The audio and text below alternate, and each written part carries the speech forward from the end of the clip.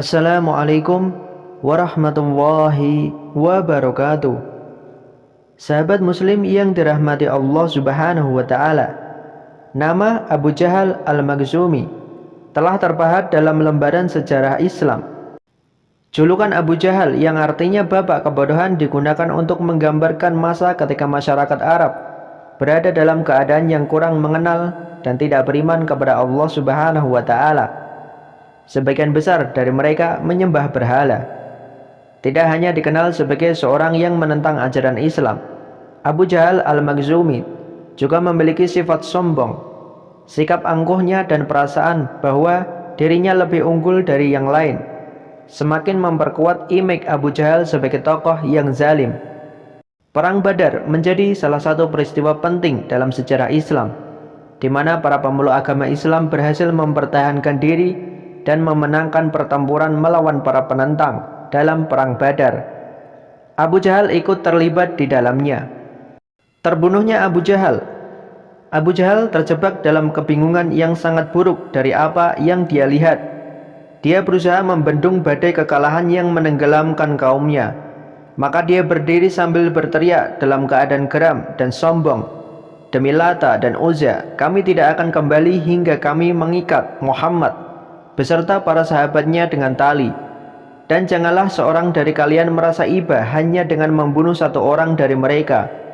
Berilah mereka pelajaran yang sebenarnya, hingga mereka tahu akibat perbuatan mereka menyelisihi agama kalian dan membenci apa yang disembah oleh nenek moyang mereka." Lenyaplah teriakan itu di telan lembah Badar. Hanya saja penentangan dan kesengsaraannya menggambarkan kesombongan dan kecongkakan paling keji hingga nafas yang terakhir. Karena itu dia berperang membabi buta membabat apa yang di depannya. Kemudian dia terjun ke dalam kecamuk perang seraya berkata, "Apa yang dilakukan oleh peperangan yang sengit ini terhadapku? Aku ibarat anak 2 tahun yang baru keluar giginya. Seperti inilah ibuku melahirkanku." Kaum musyrikin mengelilingi si jahat Abu Jahal seraya berkata, "Abul Hakam tidak bisa mengatasi keadaan." Mereka mengelilinginya hingga ia persis di tengah-tengah bagaikan pepohonan yang mengelilingi hutan. Padahal alangkah cepatnya hutan itu lenyap seperti batang kurma yang lapuk. Dan terkaparlah Abu Jahal, pingsan, nafasnya terengah-engah karena tusukan panah para pahlawan serta pedang-pedang mereka yang menebasnya. Kematian menunggu untuk meminum darahnya dengan perantara tangan 2 orang anak kecil dari Ansor. Juga tangan orang-orang lemah yang merasakan seburuk-buruk penyiksaan dari Abu Jahal di Mekah. Tak kala peperangan telah reda, kaum musyrikin lari dengan kekalahan. Kaum muslimin bergembira dengan apa yang dibukakan Allah subhanahu wa ta'ala kepada mereka berupa kemenangan ini. Rasulullah SAW bersabda, "Siapa yang mau memperlihatkan pada kami apa yang diperbuat Abu Jahal?" Maka Ibnu Mas'ud bergegas pergi, lalu dia mendapati Abu Jahal telah dipukuli oleh 2 putra Afra, Muawiz dan Muaz, hingga ia menjadi dingin. Ibnu Mas'ud mengambil jenggotnya seraya berkata, "Engkau Abu Jahal." Dia berkata, "Giliran siapa hari ini?" Ibnu Mas'ud menjawab, "Allah dan Rasulnya." "Bukankah Allah telah menghinakanmu wahai musuh Allah?" Abu Jahal berkata, "Apakah ada yang lebih hebat dari lelaki yang dibunuh kaumnya?" Maka Abdullah membunuhnya. Kemudian dia mendatangi Rasulullah SAW seraya berkata, "Aku telah membunuhnya." Maka Nabi SAW bersabda, "Demi Allah yang tiada ilah yang berhak disembah selain Dia." Beliau pun mengulang-ulang kalimat ini 3 kali. Kemudian bersabda, "Allahu Akbar, segala puji bagi Allah, maha benar janjinya menolong hambanya dan memporak-porandakan pasukan. Pergi dan perlihatkanlah padaku." Maka kami bergegas pergi, lantas ku perlihatkan kepada beliau. Kemudian Rasulullah SAW bersabda, "Inilah Fir'aunnya umat ini." Allah telah menghendaki agar tidak mematikan Abu Jahal seketika. Allah menjadikannya terkapar dalam keadaan sadar dan paham, agar memperlihatkan pada kedua matanya apa yang membuat dia sampai ke derajat yang hina dan rendah, serta dipecundangi oleh orang yang dahulu ditindas dan dipecundangi oleh Abdullah bin Mas'ud radhiyallahu anhu.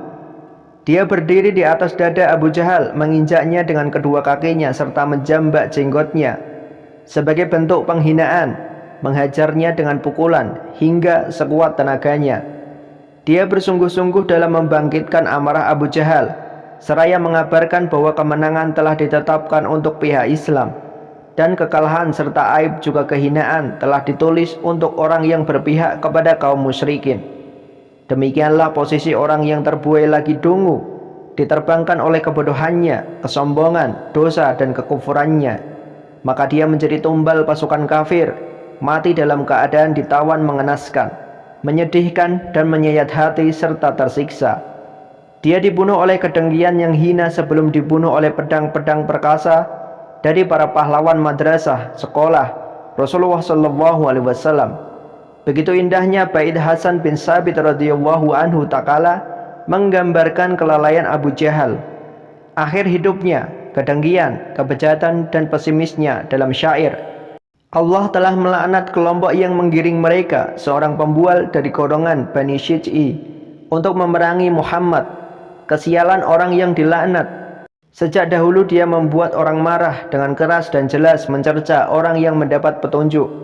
Dia menjuluki mereka pada kesesatan hingga menjadikan runtuh, dan sungguh perkaranya menyesatkan, tidak memberi petunjuk. Maka Robku menurunkan untuk Nabi pasukannya dan menguatkannya dengan kemenangan di setiap peperangan. Abu Jahal semoga dilaknat Allah. Semenjak kedatangan Islam merupakan orang yang dilaknat oleh Allah Subhanahu wa Ta'ala, malaikatnya, rasulnya, dan kaum muslimin. Dia dikenal sebagai orang yang paling benci dan musuh paling buruk bagi Nabi yang mulia. Hal ini menjadi bukti kebenaran firman Allah Subhanahu wa Ta'ala. Dan begitulah telah kami adakan bagi tiap-tiap nabi musuh dari orang-orang yang berdosa.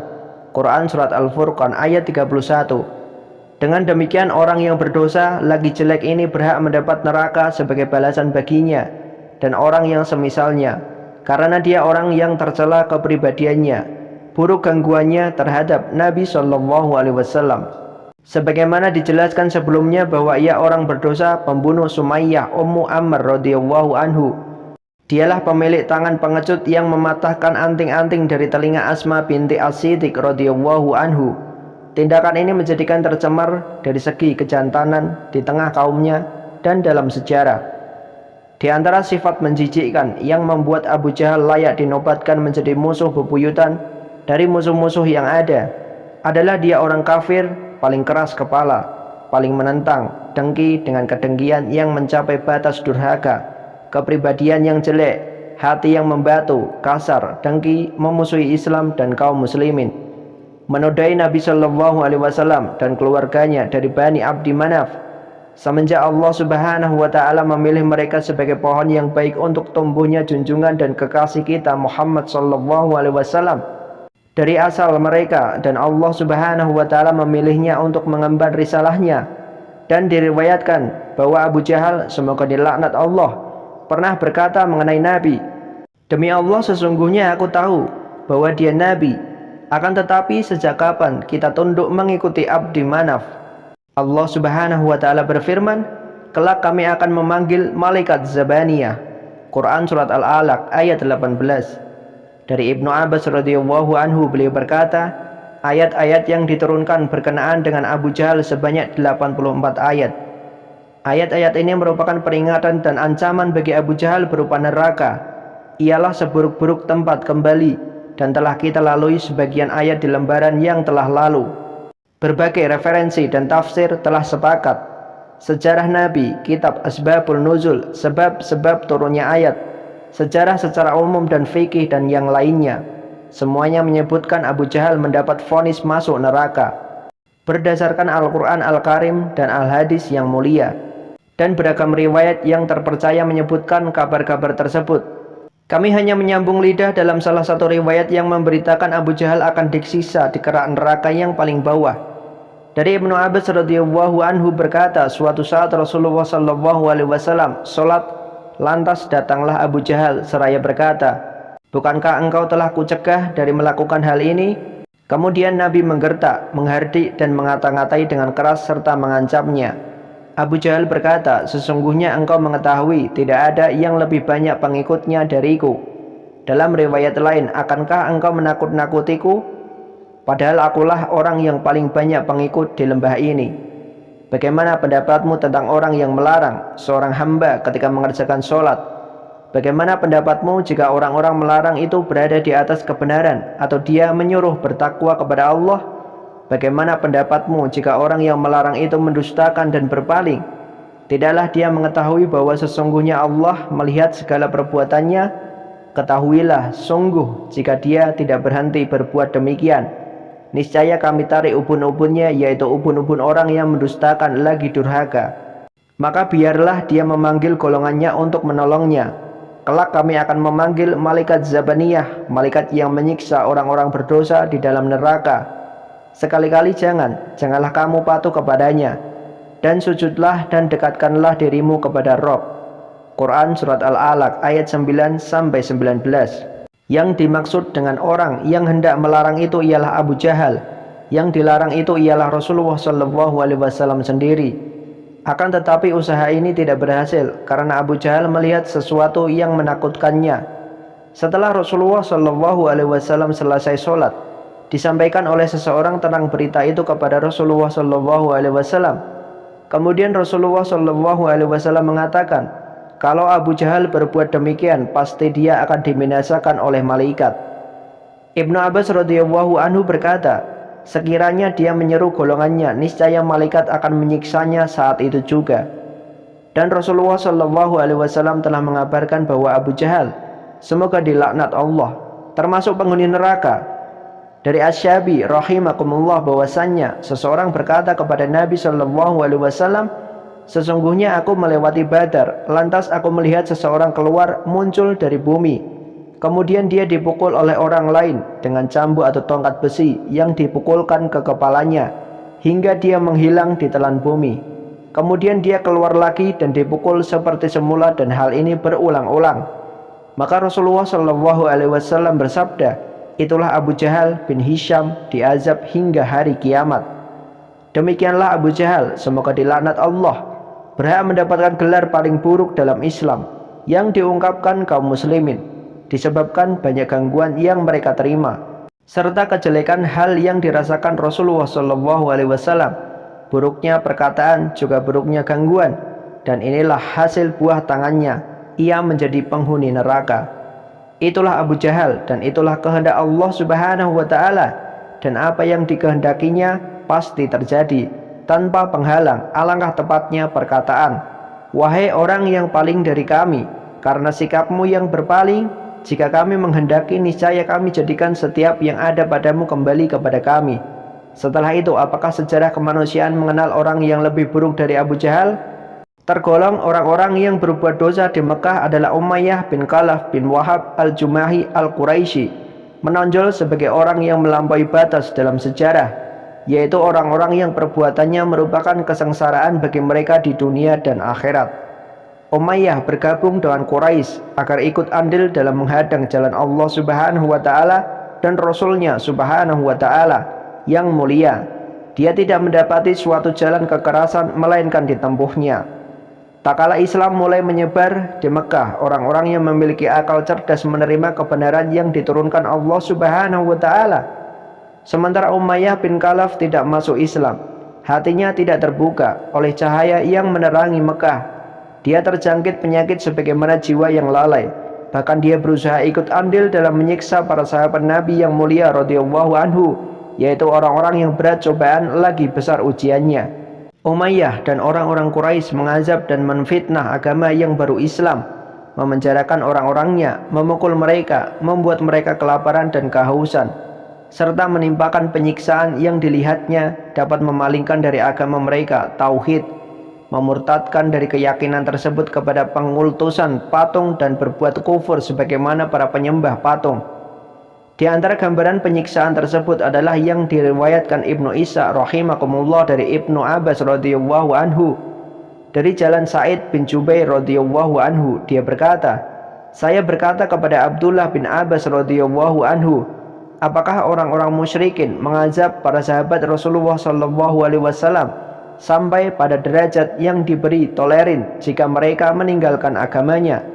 Dia berkata, ya, mereka menyiksa salah seorang dari sahabat, membuatnya lapar dan dahaga. sehingga dia tidak mampu duduk sempurna disebabkan keadaan buruk yang menimpanya. Dia memberikan kepada mereka apa yang diminta berupa fitnah sebagai tebusan pembebas siksa. Umayyah bin Khalaf, semoga Allah Subhanahu wa taala menyengsarakannya, termasuk salah seorang di antara orang-orang kafir yang berdosa yang memiliki berbagai macam bentuk penyiksaan terhadap Rasulullah SAW dan para sahabatnya radhiyallahu anhu. Di antara orang yang sabar yang mencapai puncak keyakinan dalam tangga teratas Islam, tuan kita Bilal bin Rabah radhiyallahu anhu, petugas azan Rasulullah SAW. Bilal radhiyallahu anhu menampakkan pembelaan terhadap agama dan keimanannya kepada Allah Subhanahu wa taala yang menjadikan Umayyah dan orang-orang yang bersamanya berdiri tercengang seraya saling melaknat di antara sesama mereka. Umayyah ditimpa keputusasaan. Dia tidak mampu mengeluarkan dari mulut Bilal satu huruf pun yang sebanding dengan tindakan dan kekafirannya, atau Bilal melemah sedikit meskipun hanya dengan isyarat. Maka apa yang diperbuatnya? Apakah dia berhenti sebatas ini? Dan kedengkian serta kejahatannya, mereka sangat bersemangat mencari sebab yang dapat membenarkan, menjustifikasi mereka untuk bertindak melampaui batas dan permusuhannya.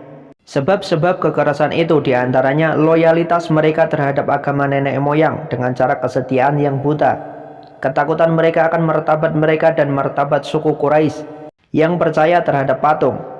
Sebab ketiga, barangkali yang terpenting, yaitu kedengkian yang mengakar terhadap Bani Hashim, khususnya terhadap Muhammad SAW, yang mana Allah Subhanahu wa taala mengkhususkannya dengan kenabian tanpa menyertakan pemimpin siapapun dari Quraisy yang terkenal di Ummul Qura dan sekitarnya.